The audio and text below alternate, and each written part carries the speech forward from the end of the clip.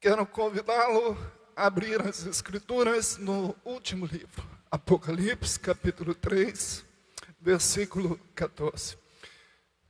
Nós estamos encerrando o SEAB e nós participamos já de 2 aulas sobre o livro de Apocalipse, que estão sendo ministradas pelo nosso professor Carlos, e eu fiquei muito feliz e muito me edificou as 2 ministrações das aulas, e agora estaremos na próxima terça, encerrando o nosso ano letivo com o livro de Apocalipse e vendo a consumação dos tempos nos últimos capítulos. E quando nós ouvimos sobre as 7 cartas, as 7 igrejas, nosso coração nasceu um desejo de compartilhar com os irmãos sobre essa 7ª carta, a carta à igreja de Laodiceia. Quero te convidar então que abra sua Bíblia no capítulo 3, versículo 14, onde estaremos lendo como base da nossa reflexão. Ao anjo da igreja em Laodiceia escreve: estas coisas diz o Amém, a testemunha fiel e verdadeira, o princípio da criação de Deus. Conheço as tuas obras, que nem és frio, nem quente. Quem dera fosse frio ou quente. Assim, porque és morno, e nem és quente nem frio, estou a ponto de vomitar-te da minha boca. Toda a igreja, leia comigo o próximo. Pois dizes, estou rico e abastado, e não preciso de coisa alguma, e nem sabes que tu és infeliz, sim, miserável, pobre, cego e nu. Aconselho-te que de mim compres ouro refinado pelo fogo, para te enriqueceres, vestiduras brancas para te vestires, a fim de que não sejas manifestas a vergonha da tua nudez, e o colírio para ungir os olhos, a fim de que vejas. Eu repreendo e disciplino a quantos anos. Sê, pois, zeloso e arrepende-te. Eis que eu estou à porta e bato. Se alguém ouvir a minha voz, abrir a porta, entrarei em sua casa, cearei com ele e ele comigo. Juntos. Ao vencedor, dar-lhe-ei sentar-se comigo no meu trono, assim como também eu venci e me sentei com meu Pai no seu trono. Quem tem ouvidos, ouça o que o Espírito diz às igrejas. Obrigado, Pai, pela leitura da Tua palavra. Que o Teu Santo Espírito, Senhor, possa nos conduzir nesta caminhada de reflexão e que Ele possa falar aquilo que Ele deseja para nossas vidas nessa manhã. Em nome de Jesus. Podem sentar-se. Queridos, todas essas 7 cartas aqui, elas seguem uma estrutura comum. Em todas elas, Jesus se apresenta para cada uma das igrejas, Jesus tece um elogio, Jesus faz uma advertência ou uma crítica, depois ele dá uma instrução e finalmente uma promessa. Mas você logo observou que nessa carta que nós lemos aqui para a igreja de Laodiceia, o Senhor não fez nenhum elogio. A gente não encontra nessa carta, diferente das demais, nenhum elogio que foi dado pelo Senhor para essa igreja. Isso nos ensina aqui, comparando ela com as outras igrejas, do ponto de vista de Deus, da ótica do Pai. Essa igreja era a mais repudiada, a mais indesejada, porque ele não encontrou nenhuma característica nenhuma virtude que ele pudesse elogiar aquela igreja. Eu quero te pedir que fique com a sua Bíblia aberta, porque nós vamos trabalhar esses versículos. E essas cartas, elas se constituem num rico acervo de orientação espiritual para a vida da igreja, não somente no sentido coletivo, porque quando a gente olha para cada uma dessas cartas, nós vemos dois tipos de igreja. Nós vemos uma igreja reprovada pelo Senhor e vemos uma igreja aprovada, uma igreja elogiada. Então, se você está à procura de uma igreja, aonde você tem que procurar as características dela, você encontra aqui uma boa dica que as Escrituras te dão para você identificar uma igreja aprovada, uma igreja reprovada pelo Senhor. Nós encontramos aqui características de uma verdadeira igreja que o Senhor elogia, que o Senhor considera como fiel. Mas não só nós encontramos nessas cartas, não só orientações no sentido coletivo para a igreja como um todo, para a igreja como uma instituição de Cristo, para a igreja como conjunto de pessoas que professam a fé, mas nessas cartas nós encontramos uma extraordinária orientação para a nossa vida individual. Cada uma dessas cartas, quero te motivar aqui, uma sugestão de leitura, faça essa semana uma leitura dessas cartas, perceba a riqueza de lições espirituais que são transmitidas para a nossa vida.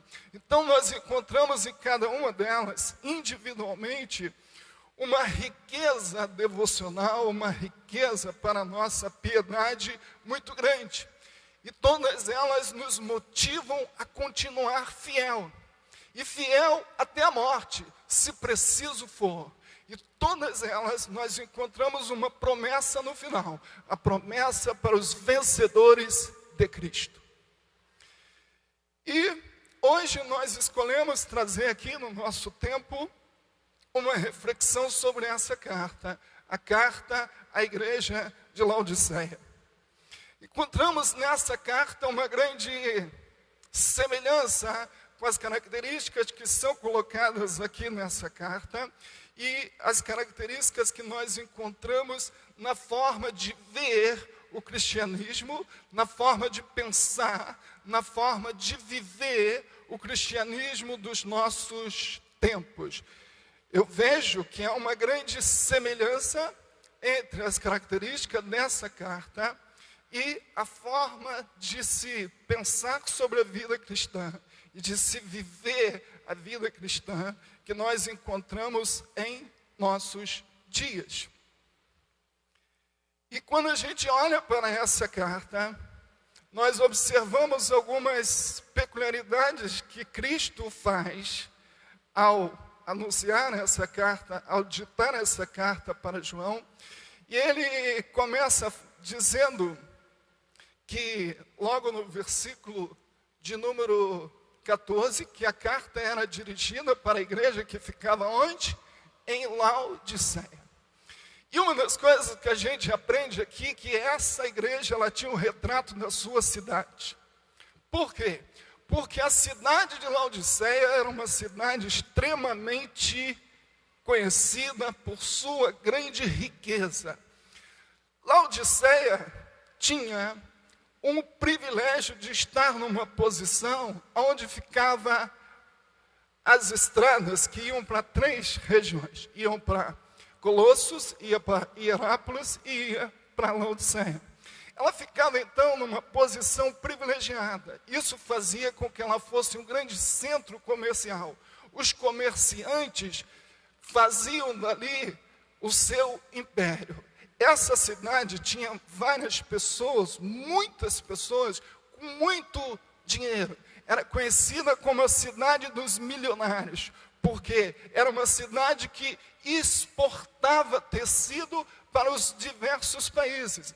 Porque lá nessa cidade, eles costumavam fabricar com uma lã preta e muito brilhosa, tecidos, uma espécie de tapete carpetes, uma espécie deles, que eram exportados para vários países daquela região. E isso trazia uma riqueza para a cidade muito grande.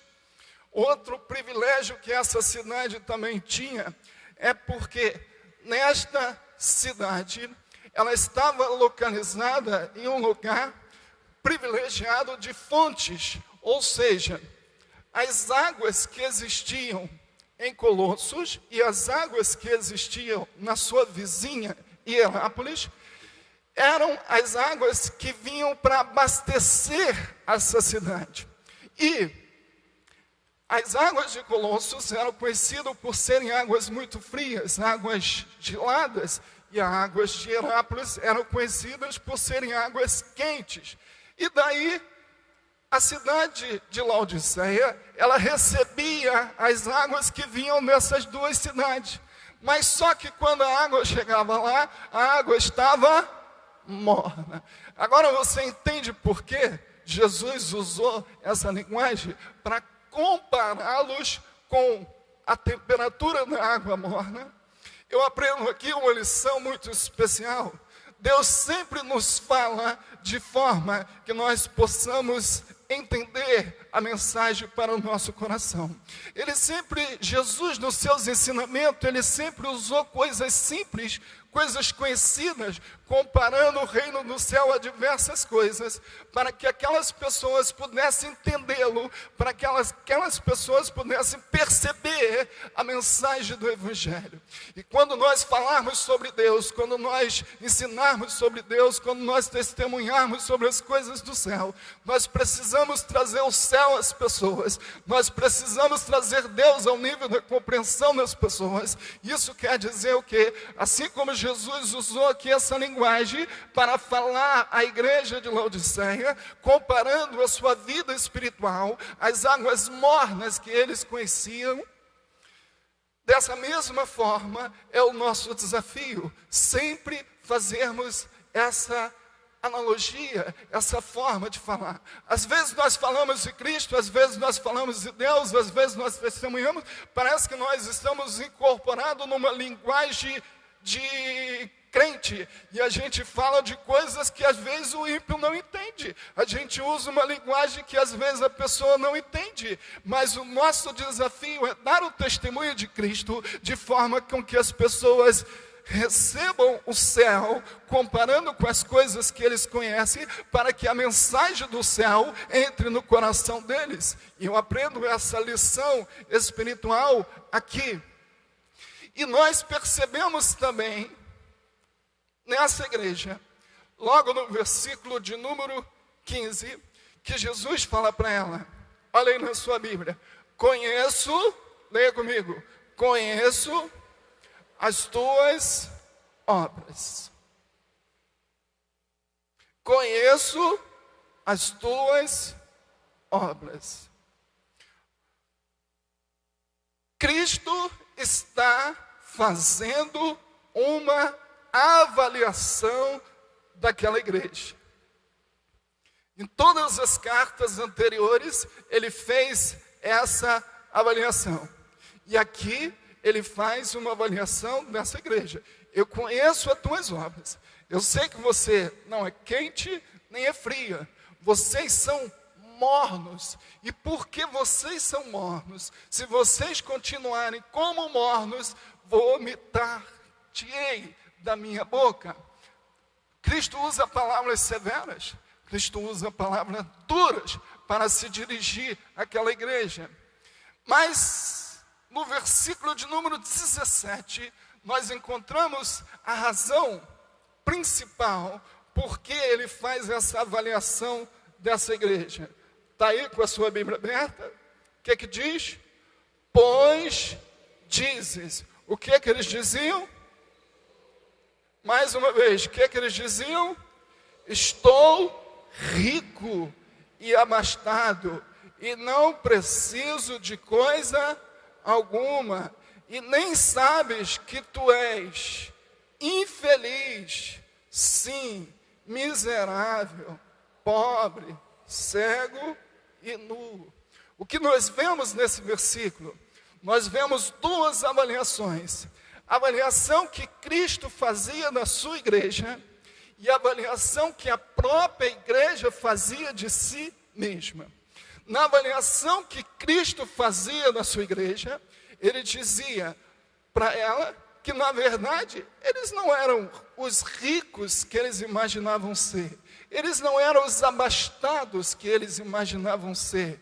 Eles não eram o que imaginavam ser. Na visão de Cristo, eles eram infelizes, miserável, pobre e cego e nu. Por que isso? Porque a avaliação de Cristo, ela considerava os aspectos espirituais daquela comunidade de irmãos. E na avaliação que eles faziam, era uma avaliação que a gente percebe com facilidade: estou rico e abastado, e não preciso de coisa alguma. O que você percebe nessas palavras? Que a igreja de Laodiceia estava mergulhada numa profunda arrogância. Estou rico e abastado, e não tenho necessidade de coisa alguma. Queridos irmãos, devido à condição privilegiada da maioria dos membros daquela cidade, dos membros daquela igreja, devido à vida tranquila que eles viviam, devido ao grande poder econômico que eles tinham, um sentimento de autossuficiência tomou conta do coração daqueles irmãos. Não faltava dinheiro, a conta bancária estava cheia de zero, todo mundo podia comer a melhor comida, todo mundo podia andar no melhor carro, todo mundo podia viajar quando quisesse, todo mundo podia usar as melhores roupas, todo mundo chegava na igreja de peito aberto, desfilando com a sua aparência vaidosa, querendo mostrar uns aos outros a sua grande fortuna e grande riqueza. Culto de oração, vazio. Culto de estudo, vazio. Vigília, nem se fala. Porque pessoas que cultivam, ou pessoas que permitem que a arrogância gere no seu coração este sentimento de autossuficiência, esse sentimento de estou rico, fala assim para o seu irmão: você não está rico, irmão. Nós não estamos ricos, nós somos carentes da misericórdia e da graça de Deus, e é a misericórdia e a graça de Deus que nos sustenta a cada dia. Se pensarmos que somos fortes, que estamos de pé, estamos precedendo a um passo da nossa ruína. Porque, como disse o nosso irmão no passado, C.S. Lewis, ele já dizia que o orgulho é a galinha sobre qual todos os pecados são chocados. Lembra lá de Adão e Eva no jardim?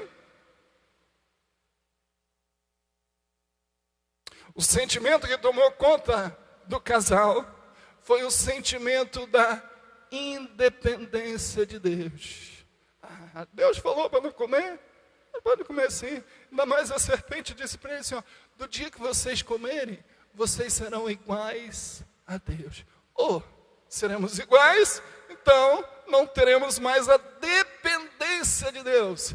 Querido irmão, quando o sentimento da dependência de Deus se romper na sua vida, você será o mais infeliz dos homens. Não importa a cultura que você tenha, não importa o salário que você ganha, não importa a bênção que Deus te deu, não importa quantos anos você tem de vida cristã, não importa quantas vezes você já leu a Bíblia, não importa quantos cursos teológicos você já fez, não importa nada disso. O que importa para nós é mantermos a nossa dependência de Deus. Se rompermos esse sentimento do nosso coração, a arrogância dominará nossa alma e nós receberemos de Cristo a mesma palavra que Ele endereçou para a igreja de Laodiceia: vocês não são ricos coisas nenhuma, vocês são infelizes, vocês são miseráveis, vocês são cegos, vocês são nus, ou seja, do ponto de vista espirituais, vocês não são nada. Essa palavra nu, no seu sentido original, ela também dá a ideia de uma pessoa que está precariamente vestido, ou seja, dá a ideia de um mendigo vestido de trapos. O que Cristo estava querendo dizer para aquela igreja: esse tecido todo que vocês estão cobertos, esse cetim maravilhoso, essa lã importada, esse sapato de couro italiano, esse perfume maravilhoso que vocês usam, nada disso faz vocês aceitáveis a mim. Eu vejo vocês como verdadeiros mendigos espirituais. Vocês são cegos, vocês são pobres e vocês estão nus, porque vocês permitiram que a arrogância dominasse o coração de vocês.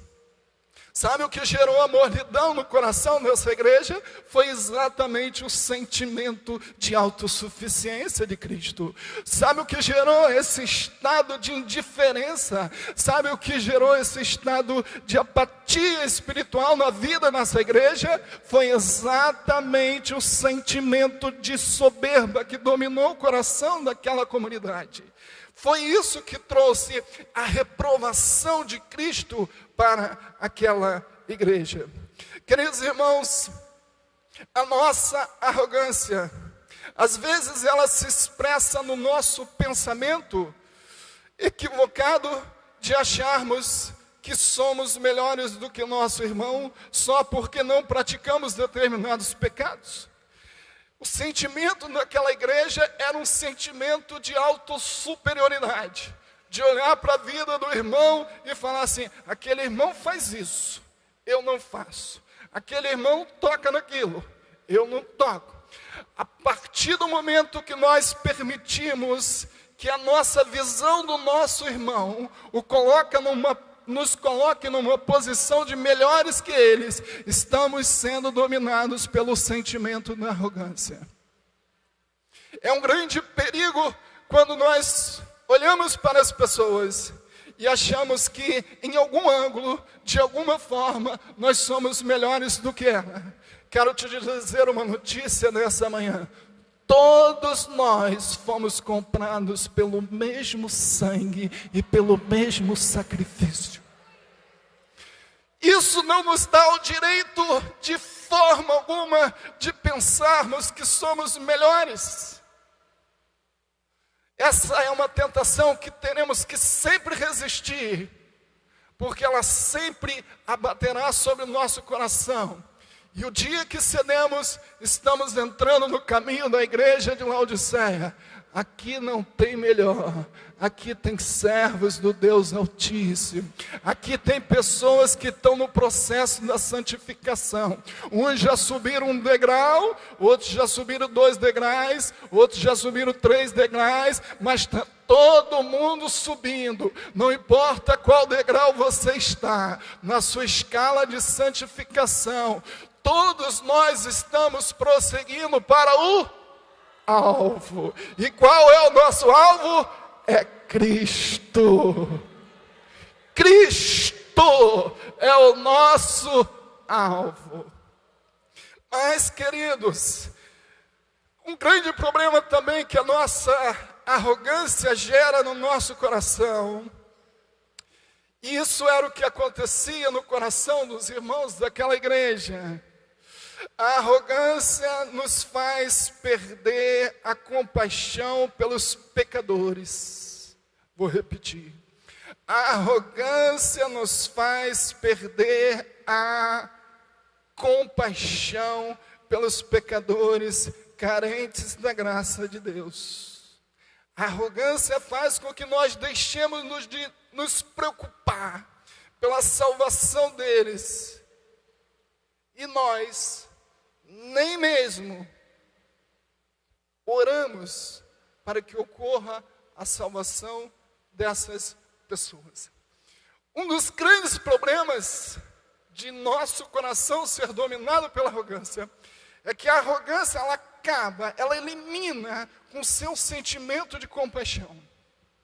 Quando eu olho para Jesus, eu vejo ele toda hora dando demonstração da sua grande compaixão pelas pessoas. Mulher adúltera, um exemplo. Bartimeu o cego, outro exemplo.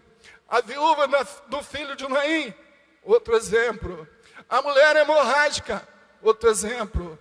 Zaqueu, cobrador de imposto, não valia nada, mas Jesus teve compaixão dele. Zaqueu, desce, porque hoje eu vou jantar lá na sua casa. Se eu aprendo uma coisa muito séria com Jesus, é a compaixão. Quando eu leio as epístolas paulinas, toda hora Paulo fala sobre o sentimento de compaixão, de amor que ele tinha, amor pela igreja, amor pelos perdidos, amor pelo gentio, e ele dedicou a sua vida por essa causa de anunciar a mensagem do evangelho aos gentios. E às vezes eu olho para o meu próprio coração e vejo como a minha compaixão por pecadores está tão pequena. E eu fiquei pensando, quantas vezes eu oro pela salvação de pessoas que não são meus parentes? Quantas vezes eu já orei pela salvação do meu vizinho? Quantas vezes eu já orei pela salvação do meu chefe? Quantas vezes eu já orei pela salvação de pessoas que não fazem parte da minha parentela? Queridos irmãos, como o nosso bispo disse aqui, nós sempre oramos por coisas que nós queremos receber de Deus. Nós oramos por coisas que amamos, nós oramos por coisas que queremos ter. Isso significa dizer que se nós oramos por salvação de pecadores, isso está dentro do nosso coração. E se nós não oramos pela salvação de pecadores, é porque isso não está dentro do nosso coração. E se isso não está dentro do nosso coração, precisa entrar, porque a missão da igreja é cuidar da salvação dos pecadores. Precisamos não só evangelizar, mas nós precisamos orar. E não só orar pela salvação do meu filho, pela salvação do meu pai, pela salvação da minha esposa, pela salvação do meu marido. Preciso de orar por eles? Sim. Mas ore também pela salvação de pecadores que você não tem laço parentesco. Ore pela salvação do seu vizinho. Ore pela salvação do seu chefe. Ore pela salvação dos seus colegas. Ore pela salvação de pessoas, porque no céu será um grande rebanho do Senhor, e a nossa missão como igreja é trabalhar em prol da salvação.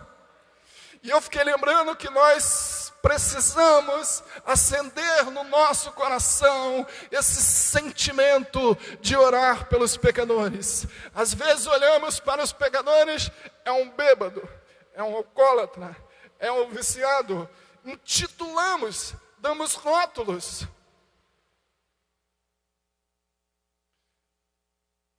Jesus disse assim para a mulher adúltera, vai, seus pecados estão perdoados. Foi assim que ele disse?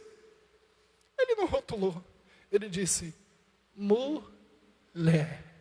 Ele chamou ela daquilo que ela de fato era, mulher. Vai e não peques mais.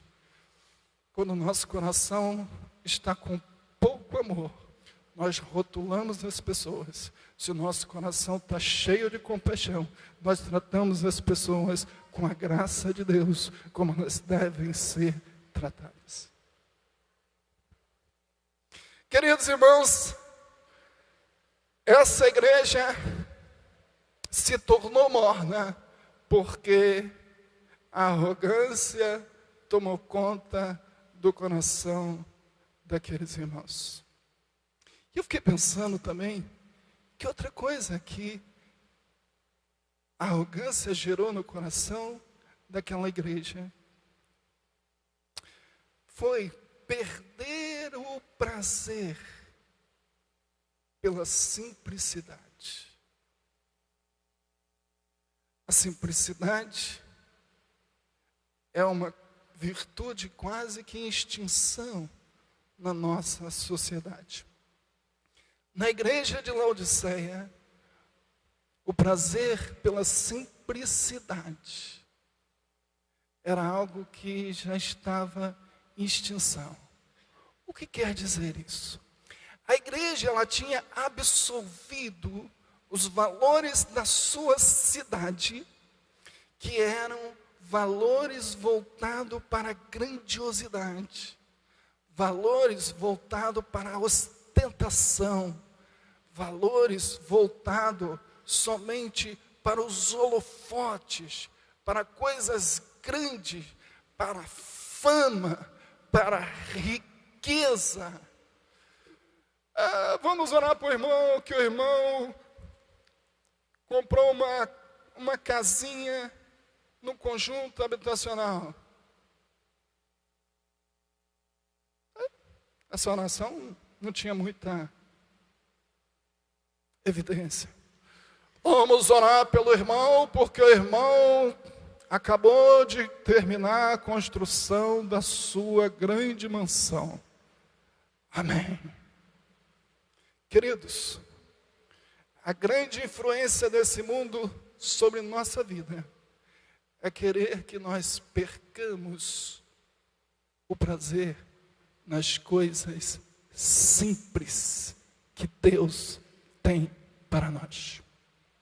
E uma das coisas que eu vejo no Evangelho de Jesus é exatamente isso. E uma das coisas que eu vejo na vida de Jesus é exatamente o prazer pela simplicidade. E isso vai desde o cardápio da sua comida até o estilo de vida que você adota. Aquela igreja tinha incorporado nos seus valores o valor daquela sociedade, que era o valor da grandeza. Só tinha valor aquilo que era grande. Se não fosse grande, se não fosse caro, se não fosse famoso, se não tivesse na mídia, se não tivesse na moda, não tinha valor. Sabe o que é isso? É a inversão da simplicidade. Sabe o que é isso? É infringir a lei do contentamento, aquela que Paulo fala lá em Filipenses capítulo 4.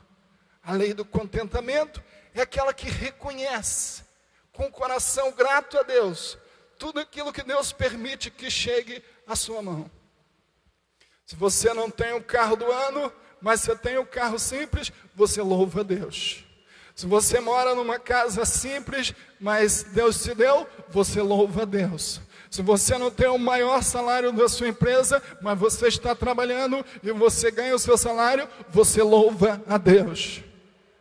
Se você está comendo arroz e feijão e ovo frito, você louva a Deus, da mesma forma que você estivesse comendo filé mignon e bacalhau. Por quê? Porque o coração que tem prazer na simplicidade.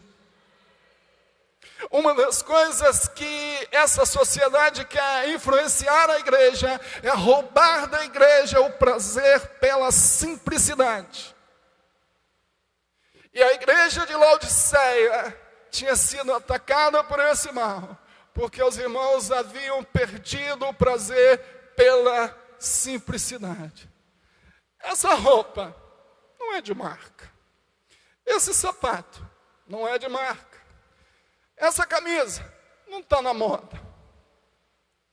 Logo não tem valor. Isso é a violação do princípio da simplicidade. Isso é permitir que o nosso coração seja dominado pelo sentimento da arrogância. Nosso tempo já se foi. Agora, um outro grande problema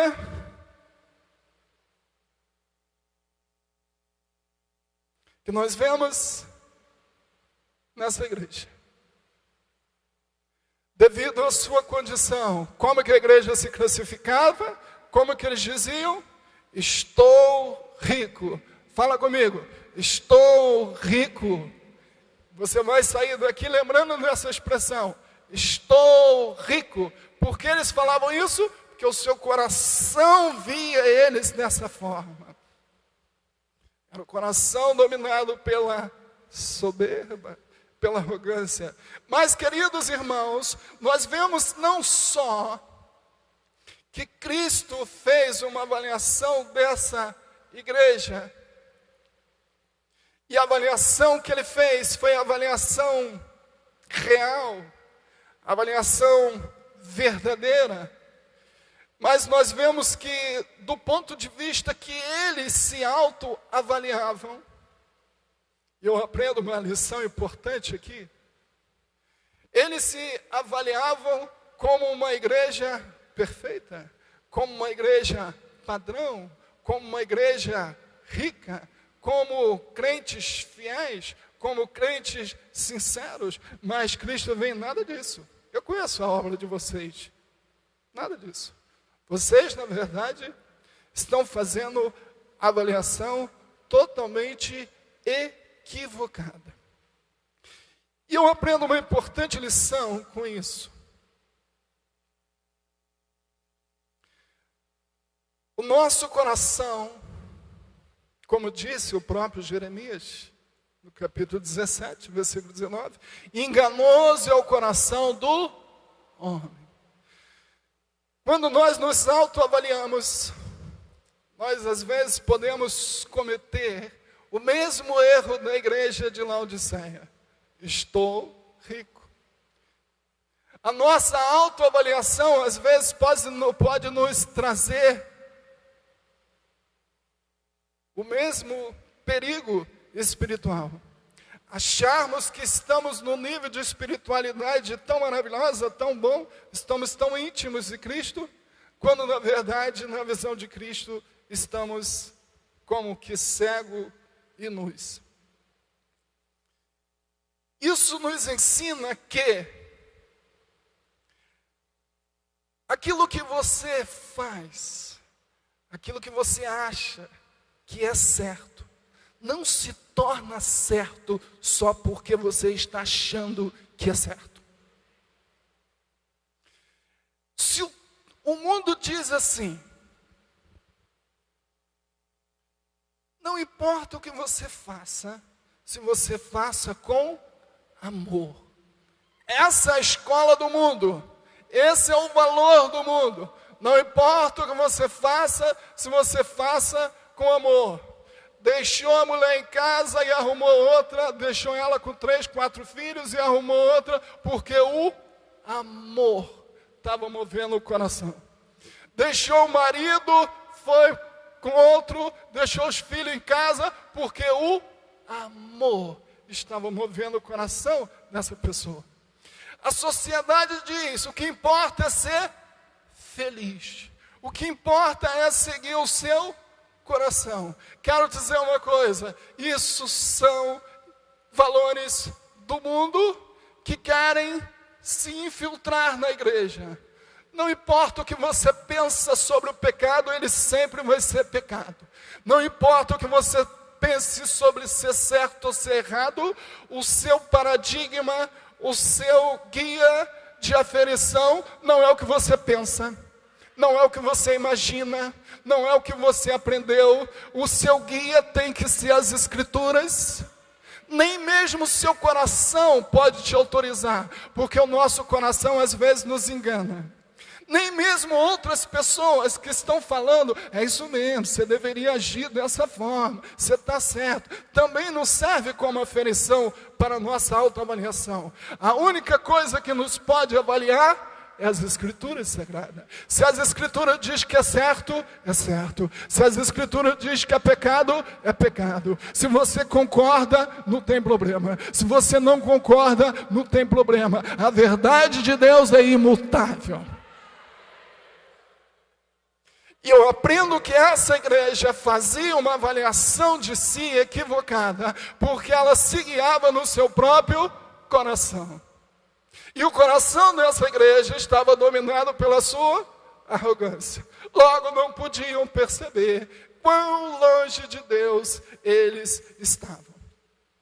Vamos finalizar, irmãos. Versículo de número 18. Não importa a situação que uma igreja ou que a nossa vida se encontre, Cristo sempre tem um conselho específico para nós. E nós observamos no versículo 18. Aconselho que de mim compres ouro refinado pelo fogo, para enriqueceres, vestiduras brancas para te vestires, a fim de que não seja manifesta a tua vergonha e a tua nudez, e colírio para ungir os teus olhos, a fim de que vejas. Depois que Cristo fez a radiografia da igreja, depois que Cristo fez a avaliação daquela igreja, depois que Ele mostrou a eles quem de fato eles eram, depois que Ele apresentou para eles as obras dele, Cristo agora apresenta a solução. Cristo agora apresenta o desejo dele para aquela igreja. E qual era o desejo de Cristo? O desejo de Cristo era que exatamente eles pudessem sair daquela situação dominada pela arrogância espiritual e pudessem reconhecer que a verdadeira riqueza não era o dinheiro que eles tinham no banco, não era a indústria que eles dominavam, não era a capacidade financeira que aquele povo tinha. E eu achei interessante que Cristo coloca aqui exatamente os 3 pontos que servia para poder alimentar a soberba do coração deles. Jesus fala: vocês precisam comprar ouro refinado comigo. Vocês precisam de vestiduras brancas. E vocês precisam de colírio para ungir os olhos de vocês.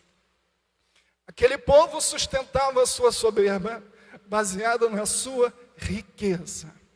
Aquele povo sustentava a sua soberba porque a indústria que dominava, que gerava empregos, que gerava riqueza, era a indústria de tecidos, que fazia tecidos.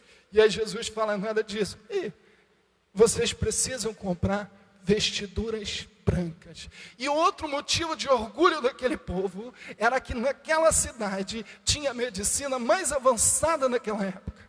Inclusive tinha uma escola de medicina que fabricava um colírio que era exportado para vários países. Não só o colírio, mas como também fabricavam remédio para os ouvidos. Então eles tinham um orgulho tremendo. A nossa medicina é avançadíssima. A gente tem aqui um colírio que vai para o mundo inteiro. Nós temos aqui remédio para os ouvidos que resolve o problema de muita gente. Jesus ataca diretamente a soberba deles. Jesus ataca diretamente a arrogância deles. Vocês têm que comprar ouro refinado. Vocês têm que comprar vestiduras brancas e vocês têm que comprar colírio para vocês. Tudo isso que vocês têm é trapo. Tudo isso não vale nada. Isaías 55, versículo 1. Abra sua Bíblia, já estou encerrando. Isaías 55, versículo 1. E que eu achei lindo desse texto. A única pessoa que vende para a gente comprar sem dinheiro é Jesus. Você chega na loja, passa o cartão. Você chega na loja, dá o dinheiro. Jesus vende sem dinheiro para nós comprarmos. Essa é uma linguagem linda que o profeta Isaías já usou lá no Antigo Testamento. Isso nos lembra o quê? A graça de Cristo. Olha aqui. Ó, todos vós que tendes sedes, vinde às águas. E vós, os que não tendes dinheiro, vós o quê? Que não tendes dinheiro, vinde, comprai e comei. Sim, vinde, comprai, sem dinheiro, sem preço, vinho, que é um símbolo da alegria nas Escrituras, e leite. A graça de Cristo estava sendo ofertada para aquela igreja. Vocês são mendigos, vocês de fato estão longe de mim, vocês estão com o seu coração dominado pela arrogância, mas eu quero oferecer para vocês comprarem. Aliás, não adiantava ele oferecer com dinheiro, porque o dinheiro deles não valia nada, né? Nosso dinheiro vale grandes coisas aqui na terra. Aqui na terra, se você tiver uma barrinha de ouro guardada, oh, que maravilha, né? Se a gente puder juntar as barrinhas de ouro, mas, queridos irmãos, lá no céu diz a Bíblia que as ruas são de ouro. Há uma grande desproporção entre os valores humanos e os valores de Deus. Enquanto para nós o ouro é grandes coisas, no céu Deus usa ouro para fazer calçamento das ruas. Coisa linda é a oferta da graça de Cristo estendida para essa igreja. Quero que vocês comprem de mim ouro refinado. Quero que vocês comprem vestiduras brancas. Quero que vocês comprem o colírio, para que vocês sejam restaurados, para que vocês sejam renovados, para que vocês sejam transformados, para que o motivo dessa arrogância que domina o coração de vocês seja destronado. Reconheçam a suficiência de Cristo e a insignificância do homem. Reconheçam os méritos da cruz e a completa incapacidade nossa de nos apresentarmos e fazermos qualquer coisa para que Deus nos aceite. Todos nós recebemos de Deus tudo pela sua infinita graça. E sem dinheiro Ele nos oferta aqui. Mas Ele diz, não só Ele oferece para comprar, mas o versículo 19 também diz que Ele é aquele que disciplina, aquele que repreende a todos quanto Ele ama. Querido irmão, nunca fique triste quando você for repreendido pelo Senhor, porque a repreensão do Senhor é a prova que Ele continua te amando. E Ele nos repreende de diversas maneiras. Ele nos repreende de diversas maneiras, usando sua palavra, usando circunstância, usando coisas para poder trazer sobre nós a sua repreensão. Mas a sua repreensão e a sua disciplina é sempre porque Ele nos ama. E aí Ele faz o lindo convite para aquele pessoal. Eis que estou à porta e bato. Nisso aqui você já percebe que essa era uma igreja, não dá tempo de falar, mas você já percebe que essa era uma igreja que Cristo estava onde? Do lado de fora. Porque se Ele fala assim, eis que estou à porta e bato, então você diz que uma marca oficial dessa igreja, você pode dizer que era uma igreja que Cristo estava do lado de fora. Mas deixa isso para lá. Então Ele diz aqui, eis que estou à porta e bato, e fala, se alguém ouvir a minha voz, abrir a porta, entrarei em sua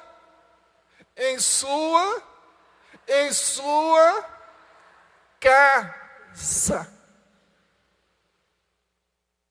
cearei com ele, e ele comigo. Queridos, achei lindo a forma que o texto expõe aqui. Convite de Cristo para a restauração dessa igreja. Compreendia que eles abrissem a porta, porque Cristo queria entrar em sua casa. Casa é símbolo de intimidade. Casa é símbolo de coisa privada. Casa é a nossa moradia. A obra de Cristo começa na nossa vida quando nós permitimos que Ele entre na nossa casa. Sabe o que quer dizer isso? Quando eu permito Cristo ser o Senhor da minha vida, nas minhas atitudes particulares, quando Ele passa a ser o Senhor da minha vida, não só no culto coletivo e público, mas quando o Senhor entra na minha casa. Ou seja, é quando aquilo que eu sou na igreja é a mesma pessoa que eu sou em casa. É quando a forma que eu trato a minha esposa aqui é a mesma forma que eu trato em casa. É quando os valores que eu tenho aqui é os mesmos valores que eu tenho na empresa que trabalho. Quando eu permito Cristo entrar na minha casa, ou seja, na minha intimidade, quando eu faço dele Senhor da minha vida, na minha casa, aí a comunhão se completa. Eu cearei com ele e ele comigo. Aleluia! A restauração acontece na vida nossa. E era esse o objetivo de Cristo, restaurar aquela igreja, se eles permitissem que ele entrasse em sua casa. Porque aí, aquilo que eles eram na igreja, seria a mesma coisa daquilo que eles seriam em casa. Porque aonde quer que eles estivessem, eles seriam servos de Cristo, parecidos com Cristo, e estariam dando testemunho de Cristo, porque Cristo havia entrado na casa deles, na intimidade deles. E aí então ele fecha: ao vencedor dar-lhe-ei sentar-se comigo no meu trono, assim como também eu venci e me sentei com seu Pai no seu trono.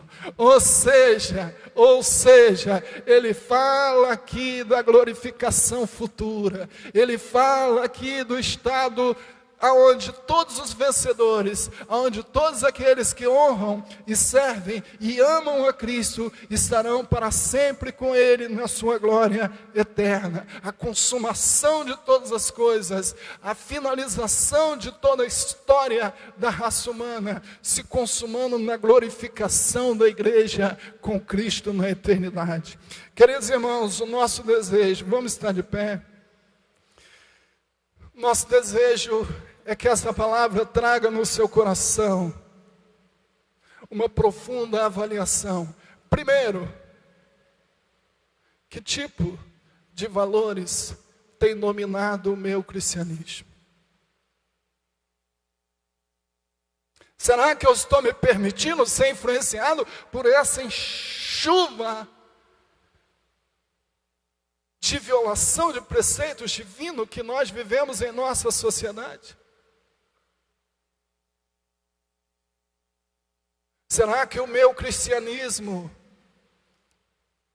é um cristianismo que valoriza tão somente as riquezas, as coisas extravagantes, os holofotes, as coisas grandes? Ou será que o meu cristianismo me permite agradecer e louvar a Deus e ser fiel a Deus, mesmo no pouco que Ele me dá? Mesmo no momento das dificuldades, mesmo com as pequenas coisas. Por que o meu fervor espiritual se apagou? Você viu aqui a razão. Por que o fervor se apaga? A partir do momento que nós deixamos de ser dominados pelo sentimento de dependência de Deus, nós passamos a negligenciar a oração. Já disse um certo escritor que orar é tão difícil porque a oração é aquilo que humilha o homem. E eu concordo plenamente. A oração, ela nos humilha, porque a oração nos coloca dependente de Deus. E que o Espírito do Senhor possa produzir no seu coração uma restauração no seu fervor. E que você saia daqui nessa manhã com o seu coração incendiado pela palavra de Cristo e com o propósito de ser fiel e até a morte, se necessário for. Que Deus abençoe. Nosso bispo, por favor.